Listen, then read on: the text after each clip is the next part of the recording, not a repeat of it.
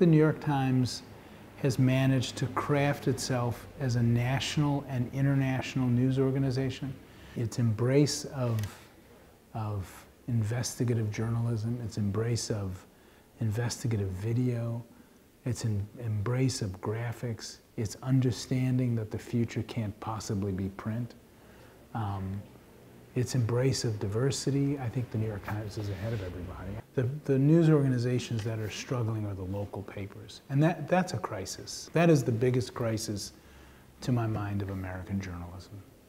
I think that it is unavoidable right now that the New York Times gets yanked into the daily news cycle. Newspapers were always mistake-prone, but the combination of the mechanical changes, the speed that's necessary, and then I'll add one other thing.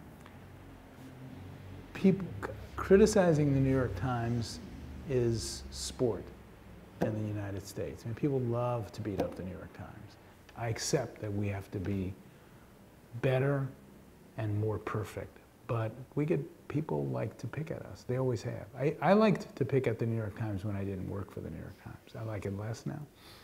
It seemed unbelievable to us that Donald Trump, a novice, who had been married multiple times, had said disturbing things about women, had a checkered past, would not only win, but even win, the religious vote in America. That was unbelievable for us, and we didn't expect that to happen.